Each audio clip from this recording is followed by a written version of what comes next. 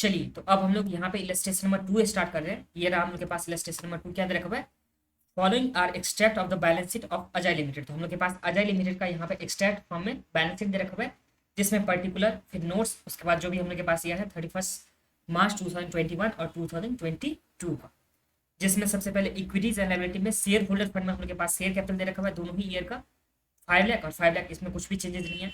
फिर reserve and surplus दे रखा हुआ है 50,000 और उससे हो गया 90,000, मतलब रिजर्व एंड सरप्लस यहाँ पे इंक्रीज हो रहा है। फिर यहाँ पे नॉन करेंट लायबिलिटीज में हम लोग के पास दे रखा हुआ है लॉन्ग टर्म बोरिंग जो 7 लाख था, उसके बाद 7,50,000 का यहाँ पे हो गया। फिर यहाँ पे करेंट लायबिलिटीज हम लोग के पास दे रखा हुआ है अदर करेंट लायबिलिटीज जो हम लोग के पास 5,000 का यहाँ पे हो चुका है नेक्स्ट ईयर। फिर हम लोग के पास एसेट में दे रखा हुआ है, जिसमें हम लोग के पास नॉन करेंट एसेट में हम लोग के पास इंटेंजिबल एसेट में 2,05,000 था, उससे कितना हो गया तो 1,80,000, मतलब यहाँ पे इंटेंजिबल एसेट का वैल्यू कम हो चुका है। फिर अब देखिए नोट्स टू अकाउंट में क्या दे रखा हुआ था, यहाँ पे शेयर कैपिटल जो 50,000 इक्विटी शेयर आफ्टर 10 ईच, तो दोनों ही ईयर में हम लोग के पास 5 लाख का गिवन है। फिर रिजर्व एंड सरप्लस में क्या दे रखा था, तो रिजर्व एंड सरप्लस में प्रॉफिट एंड लॉस का बैलेंस दे रखा था जो 50,000 से कितना हो गया 90,000, मतलब यहाँ पे इंक्रीज हो रहा है। फिर यहाँ पे लॉन्ग टर्म बोरिंग हम लोग के पास गिवन है, तो लॉन्ग टर्म बोरिंग में यहाँ पे 10% डिवेंचर दे रखा हुआ है जो 5 लाख और यहाँ पे 7,50,000 का दे रखा हुआ है। फिर अदर करेंट लायबिलिटीज में हम लोग के पास यहाँ पे अनपेड इंटरेस्ट जो हम लोग के पास कितने का है 5,000 का यहाँ पे अनपेड इंटरेस्ट गिवन है, ठीक है। तो 5,000 का अनपेड इंटरेस्ट गिवन है। और यहाँ पे इंटेंजिबल एसेट जो है इसमें हम लोग के पास गुडविल दे रखा है 2,05,000 का और यहाँ पे 1,80,000 का हम लोग के पास हो गया गुडविल, ये गिवन है। तो ये हम लोग को बनाना है जो required to show the related item in cash flow statement. तो हम लोग को यहाँ पे कैश फ्लो स्टेटमेंट में ये आइटम को दिखाना है। तो ये हम लोग के पास सम्स हो गया। सम्स में हम लोग के पास बैलेंस शीट दे रखा हुआ है, बैलेंस शीट में दोनों ईयर का दे रखा हुआ है और नोट्स टू अकाउंट्स में इससे रिलेटेड जो भी हम लोग के पास दे रखा होता है इन्फॉर्मेशन वो दे रखा हुआ है। इससे हम लोग को यहाँ पे कैश फ्लो स्टेटमेंट बनाना है। तो देखिए कैश फ्लो में हम लोग के पास कितने तरह का यहाँ पे कैश फ्लो होता था, तो 3 तरह का यहाँ पे हो गया था एक्टिविटीज। एक ऑपरेटिंग होता था, दूसरा हम लोग के पास फाइनेंस इन्वेस्टिंग और तीसरा हम लोग के पास क्या था तो फाइनेंसिंग एक्टिविटी। तो 3 तरह का हम लोग के पास एक्टिविटी था, तीनों ही एक्टिविटी में हम लोग यहाँ पे सम्स को बनाना है, ठीक है। तो चलिए हम लोग यहाँ पे स्टार्ट करते हैं। आ जाइए आप लोग कॉपी में, तो ये कॉपी में आ जाइए। इससे पहले आप लोग देख चुके होंगे कि हम लोग के पास जो एक्टिविटीज था जो cash flow from operating activities, उसमें 2 मेथड था जो हम लोग के पास डायरेक्ट मेथड था, एक दूसरा क्या था इनडायरेक्ट मेथड। तो डायरेक्ट मेथड में हम लोग सिंपली क्या करते थे, जो भी हम लोग के पास कैश बैंक जो भी दे रखा होता है उससे रिलेटेड, और इनडायरेक्ट मेथड में हम लोग प्रॉफिट एंड लॉस से स्टार्ट करते थे। तो वो वाला वीडियो आप लोग देख के आगे हो गए। उसके बाद हम लोग यहाँ पे स्टार्ट करते हैं। ये हम लोग के पास जो है इलस्ट्रेशन नंबर 2। तो यहाँ आ जाइए आप लोग इलस्ट्रेशन नंबर 2 में। ये हम लोग के पास इलस्ट्रेशन नंबर 2 रहा। इसमें cash flow from operating activity से स्टार्ट करते हैं। तो यहाँ आ जाइए,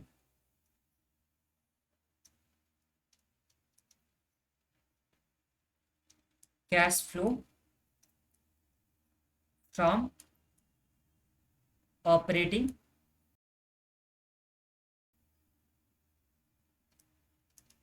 एक्टिविटीज। तो ये हम लोग का सबसे पहला क्या हो गया cash flow from operating activities. इसमें क्या क्या आने वाला है, तो देखिए जो शेयर कैपिटल का यहाँ पे बात हो रहा है चेंजेस हो रहा है, तो शेयर कैपिटल में कुछ भी चेंजेस है तो आंसर इज नो। इसमें तो कुछ भी चेंजेस नहीं है, इससे कुछ भी कैश फ्लो हुआ होगा तो आंसर इज नो। इसमें कुछ भी कैश फ्लो नहीं हुआ होगा। फिर दूसरा हम लोग के पास है रिजर्व एंड सरप्लस, और रिजर्व एंड सरप्लस में हम लोग के पास क्या दे रखा हुआ है, तो रिजर्व एंड सरप्लस में प्रॉफिट एंड लॉस का बैलेंसेस दे रखा हुआ है। तो प्रॉफिट एंड लॉस का हम लोग का बैलेंसेस दे रखा हुआ है। तो हम लोग जब इनडायरेक्ट मेथड से बनाते थे, देखिए हम लोग के पास यहाँ पे सम्स में बैंक भी नहीं दे रखा हुआ है, फिर रिसिप्ट एंड पेमेंट भी हम लोग के पास नहीं दे रखा हुआ है, और कैश से रिलेटेड कुछ भी इन्फॉर्मेशन नहीं दे रखा हुआ है। तो हम लोग को इसमें कौन सा मेथड में जाना होगा ऑपरेटिंग एक्टिविटीज में, तो ऑपरेटिंग एक्टिविटीज में हम लोग के पास जाना होगा इनडायरेक्ट मेथड में। कौन से मेथड में, तो यहाँ पे इनडायरेक्ट मेथड। और इनडायरेक्ट मेथड में हम लोग किस चीज से स्टार्ट करते थे, तो हम लोग प्रॉफिट एंड लॉस अकाउंट से स्टार्ट करते थे, दोनों का चेंजेस लेते थे। तो यहाँ पे हम लोग लिखेंगे नेट प्रॉफिट। तो इंक्रीज हुआ है ना, जो हम लोग के पास कितना दे रखा हुआ था 50,000 दे रखा हुआ था, इससे 90,000 हो गया, तो हम लोग के पास प्रॉफिट तो इंक्रीज हो रहा है। यहाँ पे नेट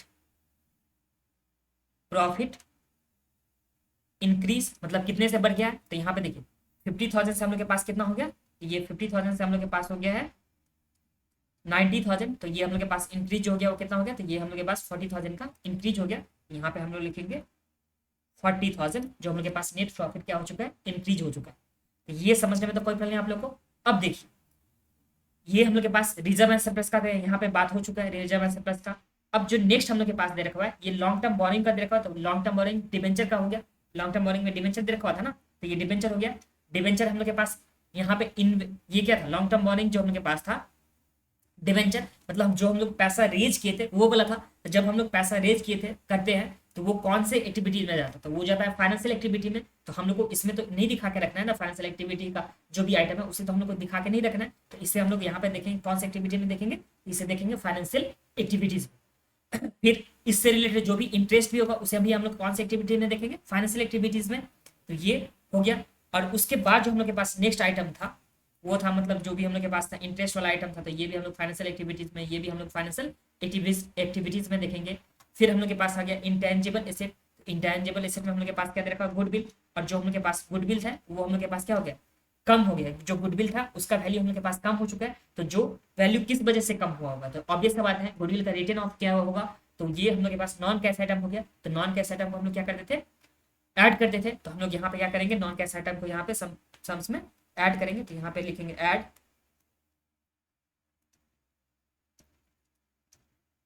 गुडविल रिटर्न ऑफ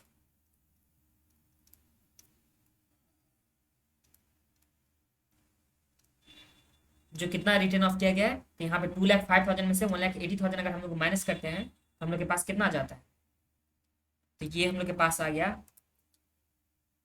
25,000 का। तो ये हम लोग के पास कितना आ जाएगा, 25,000 का, जो हम लोग गुडविल का यहाँ पे रिटर्न ऑफ किया। देखिए सबसे पहले देखिए जो इनडायरेक्ट मेथड होता था उसमें हम लोग कहाँ से स्टार्ट करते थे, तो हम लोग यहाँ पे नेट प्रॉफिट से हम लोग स्टार्ट करते थे। जो भी हम लोग के पास डेबिट वाला आइटम होता था, जो भी हम लोग के पास डेबिट वाला आइटम होता था उससे हम लोग क्या करते थे, डेबिट। देखिए कैश फ्लो बनाना है, मतलब कैश इंक्रीज होगा। इंक्रीज होगा जब हम लोग डेबिट करते हैं एसेट को, तभी तो इंक्रीज होता है। तो डेबिट वाला जो भी आइटम होता था, चाहे हम लोग के पास नॉन कैश भी आइटम क्यों ना हो, तो उसे हम लोग ऐड करते थे। और जो हम लोग के पास क्रेडिट वाला आइटम होता था उसे हम लोग क्या करते थे, माइनस करते थे। और जो भी हम लोग के पास चेंजेस होता था करंट एसेट में उसे एडजस्ट करने के बाद हम लोग के पास क्या जाता था, तो net cash flow from operating activities. तो हम लोग यहाँ पे सबसे पहले स्टार्ट किए क्या चीज से, तो हम लोग जो भी प्रॉफिट एंड लॉस में चेंजेस था उससे स्टार्ट किए। फिर यहाँ पे गुडविल का रिटर्न ऑफ हुआ था, तो ये हम लोग के पास नॉन कैश आइटम है। तो गुडविल हम लोग के पास क्या हो गया था, कम हो गया था। रिटर्न ऑफ करने से तो कम हो गया ना।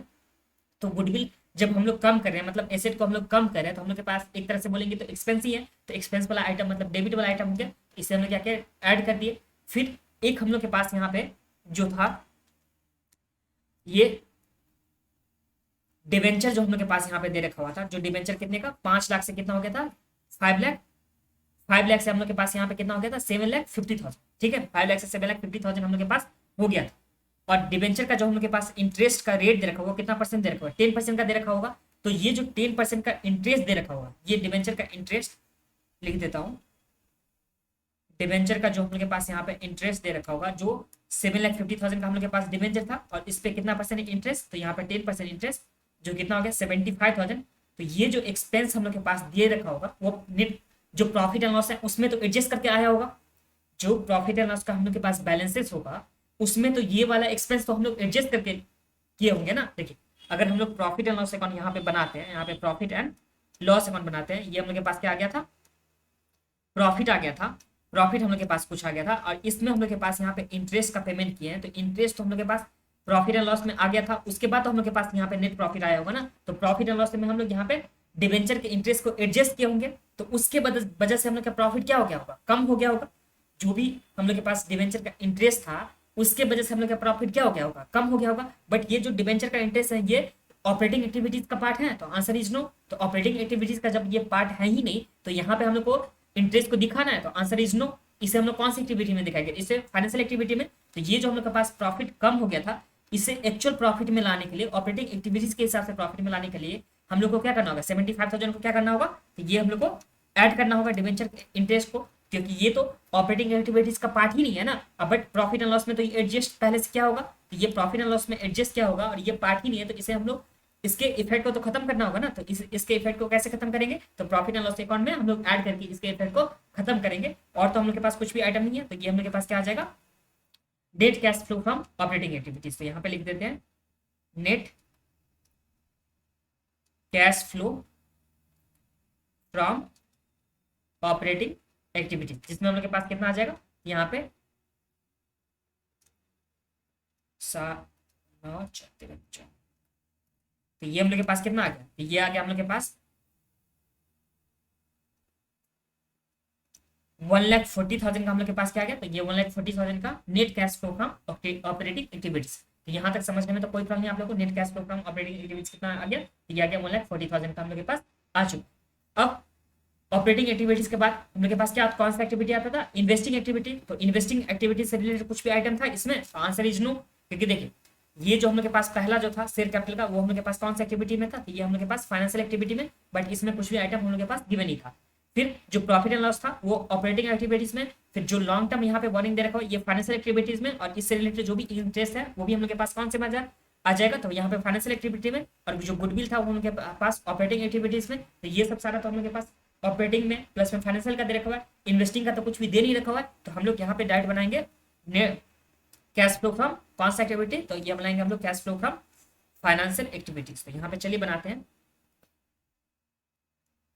Cash flow from financing activities. इसमें सबसे पहले जो हम लोग के पास है वो क्या क्या आएगा, तो यहाँ पे देख लीजिए डिबेंचर का दे रखा हुआ है ना। तो डिबेंचर हम लोग के पास कितना से कितना हो गया था, डिबेंचर जो हम लोग के पास था वो यहाँ पे था 5 लाख का, इससे कितना हो गया था 7,50,000। तो डिबेंचर पहले था 5 लाख का, अब कितना हो गया 7,50,000 का। तो हम लोग डिबेंचर को परचेज किए होंगे, डिबेंचर को हम लोग क्या किए होंगे, परचेज किए होंगे। तो यहाँ पे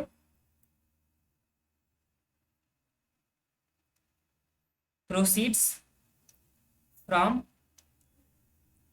इशू ऑफ डिबेंचर। तो यहाँ पे कितना हम लोग के पास पैसा आ गया, तो पहले था 5 लाख का, उससे कितना हो गया 7,50,000। तो यहाँ पे 7,50,000 जब हम लोग 5 लाख में से माइनस करेंगे तो हम लोग के पास 2,50,000 का यहाँ पे क्या आ जाएगा, तो यहाँ पे प्रोसीड आ जाएगा। जो डिबेंचर को इशू करने में हम लोग के पास 2,50,000 का यहाँ पे पैसा आ चुका। ठीक है, तो ये हम लोग के पास डिबेंचर से आ गया। अब यहाँ देखिए डिबेंचर को इशू किया तो हम लोग कितने का इशू किया, तो यहाँ पे 2,50,000 का डिबेंचर हम लोग परचेज किए, मतलब इशू किए।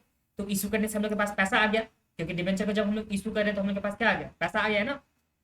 फिर अब देखिए इसमें हम लोग को इंटरेस्ट का भी तो पेमेंट करना होगा ना। तो इंटरेस्ट का हम लोग कितना पेमेंट करेंगे, तो जो हम लोग के पास इंटरेस्ट था यहाँ पे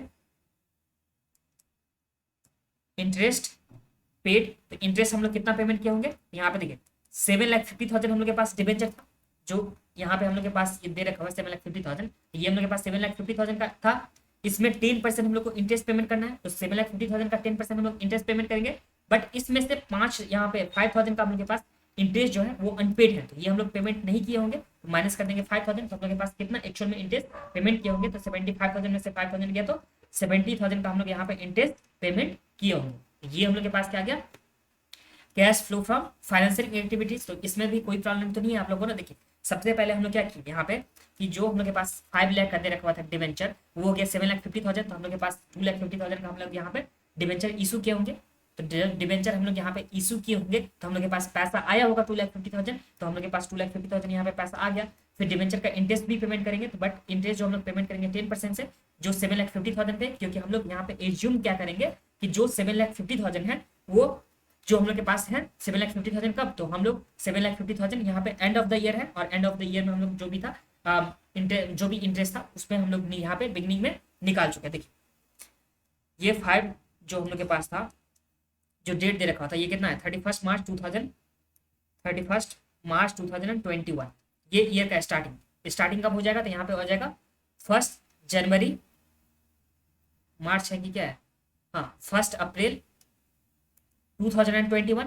और हम लोग क्या एज्यूम कर रहे हैं इस सम्स में कि जो 1 अप्रैल था, मतलब इसके जस्ट नेक्स्ट डे, मतलब जो पिछले साल का हम लोग के पास बैलेंस दे रखा था, कितने का दे रखा था, यहाँ पे 5 लाख का बैलेंस दे रखा हुआ था, और यहाँ पे 7,50,000 का हम लोग के पास क्लोजिंग में आ गया था बैलेंस। क्लोजिंग मतलब 31 मार्च 2022 को हम लोग के पास आ गया था 7,50,000 का। तो हम लोग ये एज्यूम क्या कर रहे हैं कि जो 31 मार्च 2021 है, मतलब ये जो डेट हम लोग के पास दे रखा हुआ है, इसके जस्ट नेक्स्ट डे यहाँ पे क्या किया गया है, यहाँ पे डिबेंचर को इशू किया गया है। तो जब डिबेंचर को हम लोग इसी डेट में इशू किए होंगे तो हम लोग के पास 2,50,000 यहाँ पे फिर से बढ़ गया होगा। तो टोटल जो हम लोग के पास बिगिनिंग में आ जाएगा, जो मतलब 1/4/2021 में जो हम लोग के पास आ जाएगा, वो कितने का डिबेंचर आ जाएगा, तो ये हम लोग के पास आ जाएगा 7,50,000। और इसी 7,50,000 में हम लोग यहाँ पे इंटरेस्ट यहाँ पे कैलकुलेट किया है। तो ये चीज आप लोग को समझना है कि अगर हम लोग के पास सम्स में नहीं दे रखा होगा कि कौन से डेट को यहाँ पे डिबेंचर इशू किया गया, तो हम लोग क्या मान लेंगे कि बिगनिंग में यहाँ पे डिबेंचर को इशू किया गया, तो बिगनिंग के हिसाब से हम लोग यहाँ पे इंटरेस्ट निकालिए, और इस इंटरेस्ट में से 5000 क्या था, अनपेड था, तो यहाँ पे 70,000 हम लोग इंटरेस्ट कर